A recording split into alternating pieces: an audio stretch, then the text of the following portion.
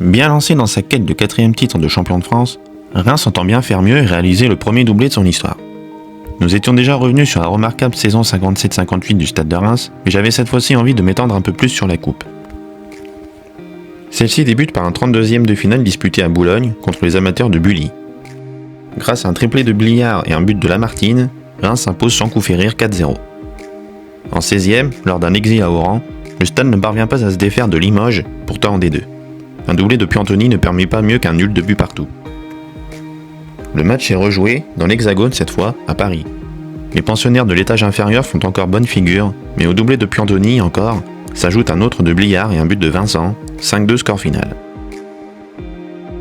L'adversité monte encore d'un cran en 8e, puisque devant 40 000 supporters, à Paris toujours, Reims doit affronter Lyon.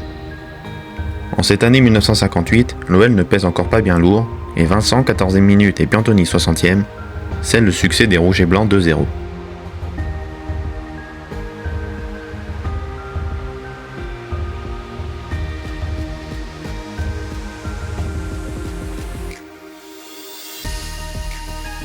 Robé Tourcoing, club de 2e division, est au menu des quarts de finale. L'affiche, déséquilibrée sur le papier, va accoucher d'un des scores les plus fous de l'histoire de la compétition. Fontaine d'un triplé, Bliard d'un doublé, Piantoni puis Panvert d'un but chacun permettent d'annuler les méfaits des 4 buts inscrits par les nordistes, score final 7-4 donc. Voilà le SDR dans le dernier carré. Il reçoit, entre guillemets puisque la rencontre se tient à Colombes, le RC Lens.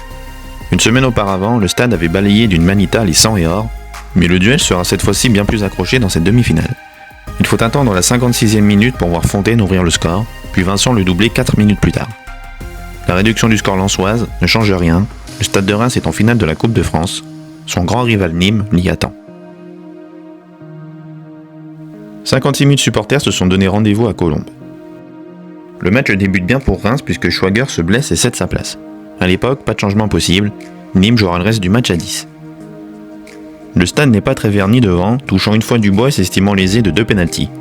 Mais peu avant la mi-temps, Bliard donne l'avantage aux Champenois. Pourtant, les Gardois réagissent et égalisent sur coup franc. Les stadistes ne doutent pas longtemps. Fontaine redonne au Stade son but d'avance, à peine 3 minutes plus tard. Reims semble se diriger vers un succès tranquille quand Colonna, touché, doit abandonner ses coéquipiers. Vincent enfile les gants et les Rémois sont également à 10. En fin de rencontre, Fontaine marque le but de la délivrance. Le Stade de Reims s'adjuge la Coupe de France et réalise ainsi le doublé de ses rêves. Il est loin de se douter que, 65 ans plus tard, cette édition 58 sera la dernière qu'il ait remportée.